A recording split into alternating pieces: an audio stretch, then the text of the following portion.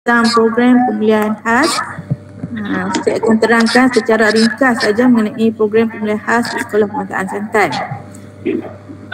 Di mana matlamat program pemulihan khas disediakan adalah untuk membantu murid-murid menguasai kemahiran asas 3M, iaitu membaca, menulis dan mengira, yang mana yang belum dapat dikuasai dalam tempoh masa yang ditetapkan.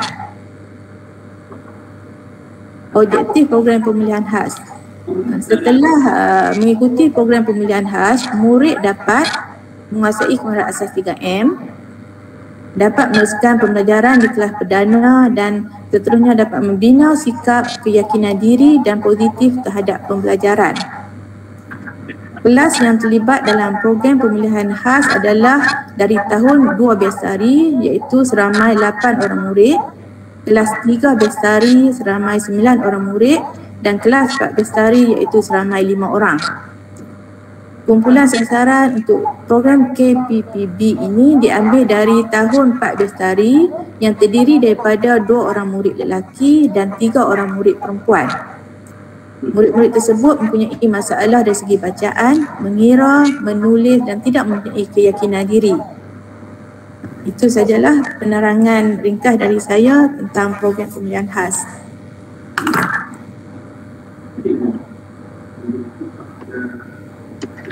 Okey, terima kasih kepada Cikgu Zarina di atas penerangan tadi.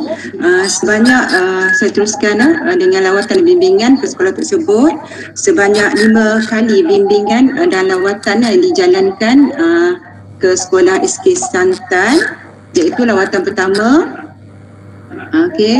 pada 5 Oktober 2020. Jadi kami buat perjumpaan di SK Santan dengan guru besar, yang mana pada masa tu Cik Musbah dan juga guru mata pelajaran Cikgu Zarina merangkap kepada 2 mata pelajaran lah, Bahasa Melayu Pemulihan dan juga Matematik Pemulihan.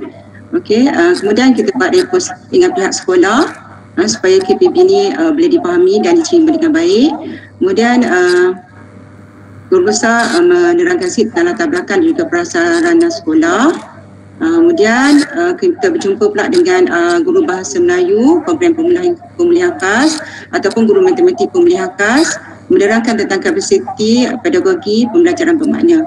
Kemudian kami buat lagi lawatan yang kedua pada 7/10/2020. Kita bincang tentang aktiviti yang akan dilaksanakan kepada murid. Kemudian kami menerangkan semua instrumen yang berkaitan dengan KPPB.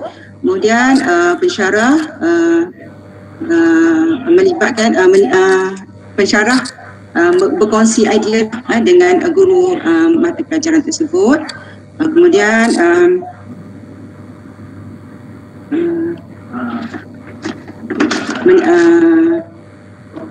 kami mulalah perbincangan untuk merungkai dan seterusnya merangkai kurikulum. Boleh nampak tak? Boleh Pak, boleh nampak. Okey, sekarang telah bergerak ke slide yang seterusnya. Yes, proses merungkai kurikulum. Kita rujuk kepada buku panduan pengajaran dan pembelajaran bahasa Melayu program pemulihan khas.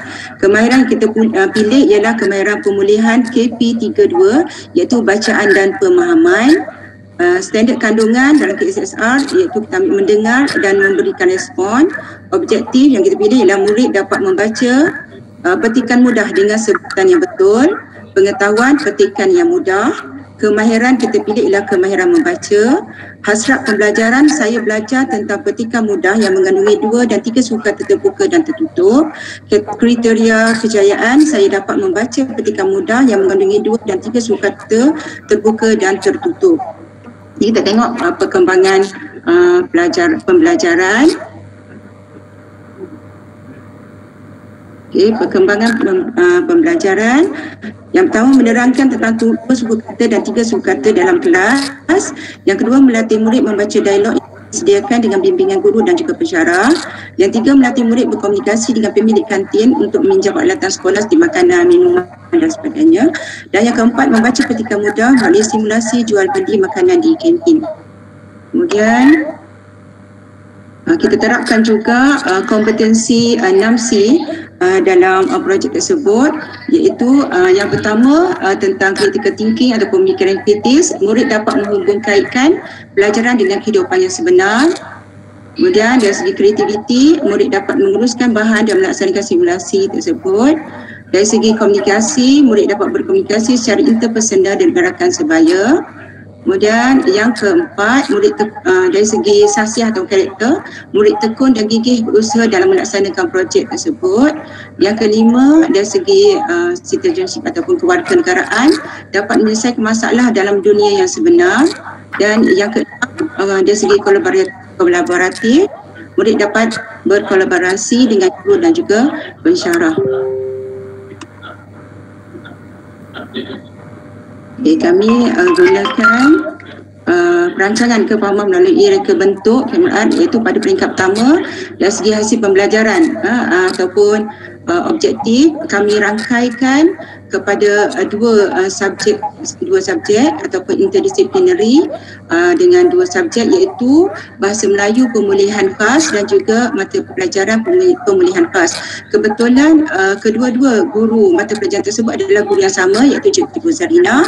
Jadi lebih mudahlah kami untuk berbincang dan meneruskan kepada idea, iaitu pintar jual beli. Jadi pemahaman yang kita ambil adalah membaca petikan juga pasti nilai wang yang ada dalam matematik. Objektifnya iaitu membaca petikan mudah dengan sebutan yang betul bagi Bahasa Melayu Pemulihan Khas, dan objektif pembelajaran yang kedua iaitu mengenal pasti nilai wang dalam ringgit Malaysia dan juga sen dalam matematik pemulihan khas. Jadi apa dia EQ dia, iaitu yang pertama, bagaimanakah cara meningkatkan kemahiran membaca petikan melalui aktiviti pintar jual beli ini, dan sejauh manakah aktiviti jual beli ini boleh meningkatkan kemahiran mengenal pasti nilai wang dalam ringgit Malaysia dan juga sen. Seterusnya, pengetahuan, belajar mengetahui petikan mudah dan juga nilai wang. Kemahiran yang kita nak terapkan ialah membaca dan juga mengenal pasti dalam matematik itu.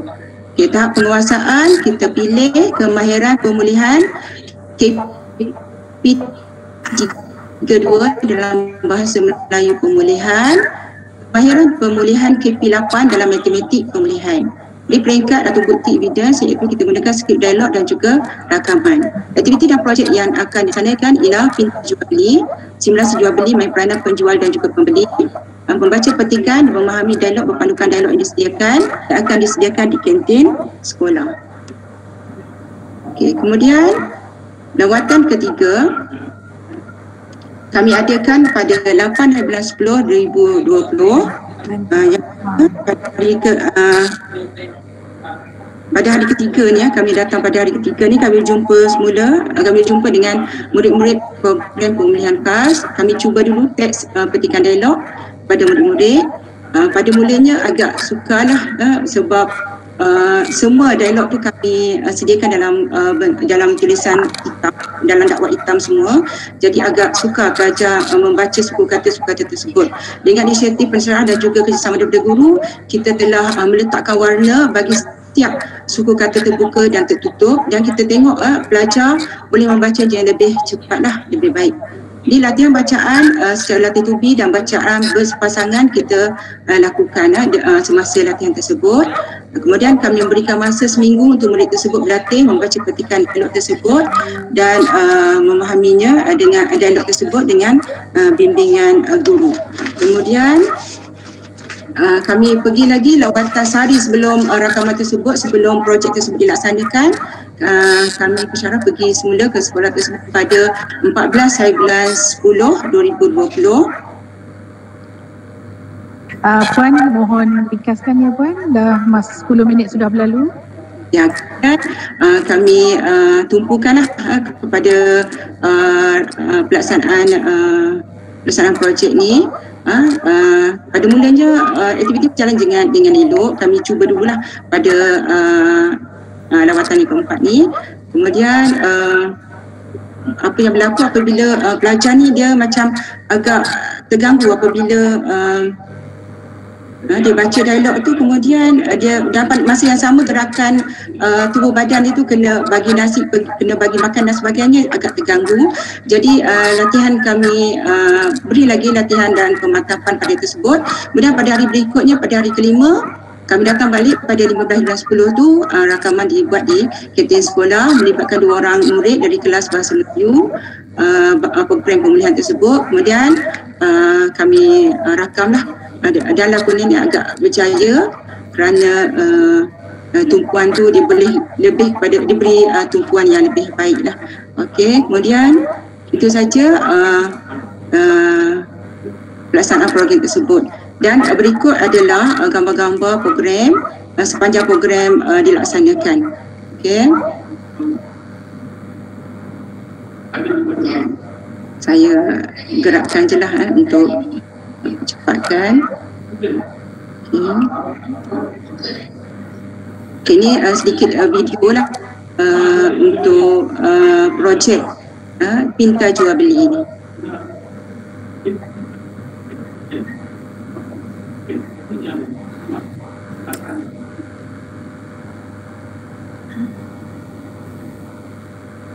Minta maaf lah sebab masa ni buat di kantin, jadi suara agak tenggelam sikit.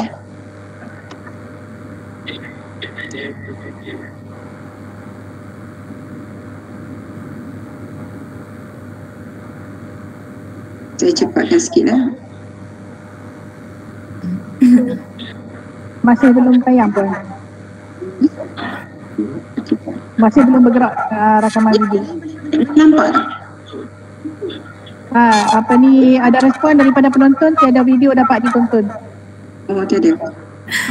Kena buat show lah. Open show lah.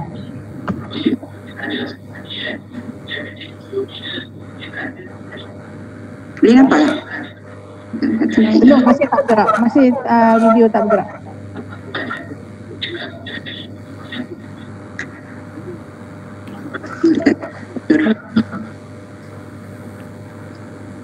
Jalan boleh nampak tak?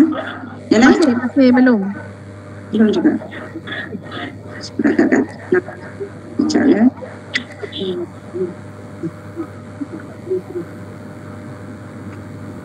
Puan Sawati, kalau rasa rakaman video ni tidak dapat ditayangkan, tak apa kalau kita teruskan dulu dengan rumusan daripada wakil task force kita? Boleh kan? Tak apa. Jadi untuk akhirnya tak apalah, tak boleh nampak macam ni kan, ada masalah teknik. Tak apa, teruskan pada refleksi kepada guru bimbing sekejap boleh Aini? Ya, 1 minit boleh Puan? Okey, boleh. Terima kasih. Silakan Cik Ina. Okey, untuk sepanjang program ini dijalankan, terdapat beberapa cabaran yang harus kami tempuhi.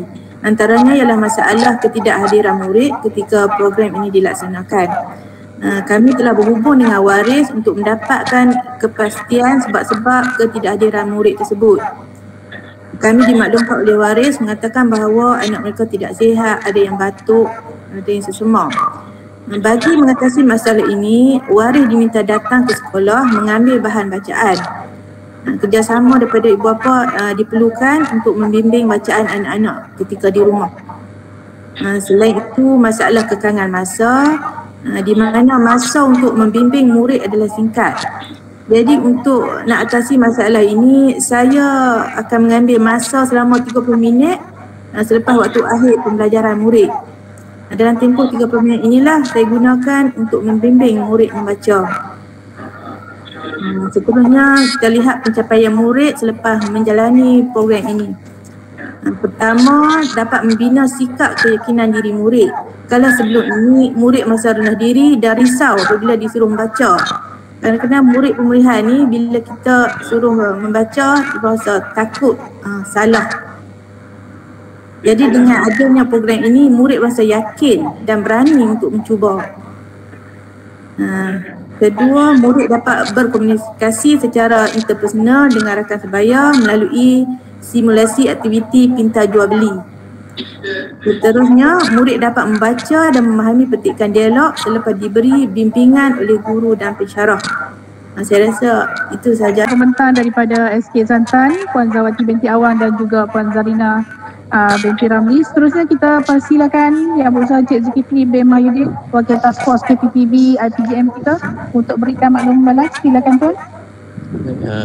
Berapa lama saya ada masa ni Puan Nurani? Tuan, kalau boleh seringkas mungkin dalam 2 hingga 3 minit untuk satu rumusan boleh Tuan? Okey, tak apa. Baiklah, terima kasih kepada cikgu ya, pembentang Cikgu Zarina dan juga Cikgu Zawati. Saya lihat tadi ada 2 mata pelajaran untuk program pendidikan khas ini, iaitu ada bahasa Melayu dan juga ada elemen matematik ya. Cuma di dalam borang KMR tadi itu disenaraikan tentang kemahiran yang perlu dicapai ataupun perkara yang perlu dicapai asas pembelajarannya ya, ialah berdasarkan kepada KP 32 ya, bacaan atau kefahaman. Lepas itu ada kemahiran mendengar, kemahiran memberi respon, dan apa yang kita nak fokuskan adalah membaca ketikan mudah yang mengandungi perkataan yang mengandung 2 ke 3 perkataan kita kata tertutup. Jadi oleh kerana masa tu pendek, jadi saya tak dapat nak menjelaskan secara lebih detail. Lagipun dalam hal-hal macam itu saya tak dapat nak tengok sebenar apa yang berlaku. Cuma apa yang saya nak kongsikan di sini dalam masa yang terhad ini, nak mengubah sedikit persepsi tuan-tuan dan puan-puan sama ada yang sudah membentang ataupun yang belum membentang. KPPB dia bukan satu program ya. Bila kita sebut pendidikan khas ini nak buat ini satu program, kalau kita sebut program dah habis dah, program itu dah tak ada lagi dah. Jadi kita tak nak sebut program, tetapi sebenarnya ini adalah amalan PDP kita. Amalan PDP kita hari-hari dalam kelas. Bermakna selagi budak-budak dapat, kita buatlah berbagai-bagai pendekatan, berbagai-bagai strategi nak memastikan budak boleh membaca 2 ke 3 suku kata dalam perkataan itu. Itu kita fokus. Jadi bila kita kata KPPB, bermakna apa yang ada dalam KPPB yang perlu kita boleh implementkan untuk kita bantu pelajar kita berbanding dengan sebelum ini yang kita buat. Kalau yang macam tadi tu rasanya cikgu memang buat hari-hari tu, bila-bila masa pun cikgu boleh buat. Ada aktiviti jual beli, kita merakam apa semua. Sebab kanak-kanak pendidikan khas pemulihan ini dia berbeza sedikit, dia tak dapat mencapai kemahiran-kemahiran tertentu. Sebab itu di dalam KPPB bila disebut capacity pedagogi, bermakna apa kapasiti pedagogi yang tuan-tuan ada, yang perempuan ada, untuk kita implementkan supaya pelajar kita itu menjadi pembelajaran itu bermakna. Bermakna di situ dia dapat cikgu ajar cara nak baca, macam mana nak baca. Lepas itu mungkin dia boleh membaca perkara-perkara yang bukan sahaja yang cikgu promotekan, tetapi dia boleh baca di luar perkataan, di luar daripada bilik darjah. Kita bagi dia tugas, okey, cari perkataan dekat luar bilik darjah. Cuba bagi tahu cikgu apa perkataan yang ada. Kadang-kadang kita bolehlah main-main dengan dia orang, letak perkataan kita dah rancang sekian-sekian tempat, tapi dia cari macam buat present, balik dia sebut. Jadi itu adalah kapasiti pedagogi, salah satu amalan yang kita boleh buat. Dan kita ada banyak model dalam itu. Salah satu tadi 6C itu. 6C itu itulah, bila dia buat aktiviti itu kita mungkin boleh dapat kembangkan di situ. Lepas itu kita ada learning partnership, kita ada pemanfaatan digital, kita boleh panggil rakan-rakan daripada rakan sebaya dia, kita boleh tonton dia mengulang dan sebagainya daripada sebutan, daripada video klip. Itu yang kita nak jadikan sebenar amalan. Jadi dia bukan projek tetapi amalan kita hari-hari menggunakan elemen-elemen KPPB ya. Itu saja, saya tak dapat nak cerita banyak. Untuk itu terima kasihlah kepada Cikgu Zarina dan Cikgu Zawati dan sekolah SK Santan. Nampak benda tu dah bergerak ya. Cuma kita mantapkan lagi, terutama saya tak dapat nak sentuh tentang idea tadi ya, perkara-perkara itu. Tapi sudah nampak bibit-bibit ke arah melaksanakan KPPB apabila kita lebih lama lagi kita memahaminya ya.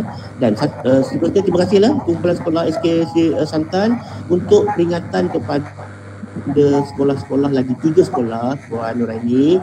Oleh kerana sesi ini adalah sesi maklum balas ya.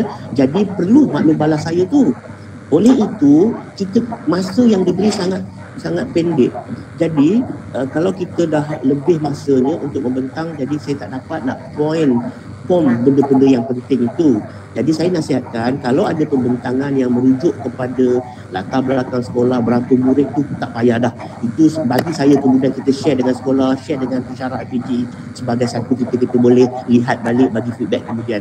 Untuk yang sesi ini terus fokus kepada KPPB itu bagaimana dilaksanakan. Saya minta yang itu. Jadi kita ada masa banyak untuk fikir tentang proses KPPB itu ya. Itu harapan saya lah. InsyaAllah. Terima kasih.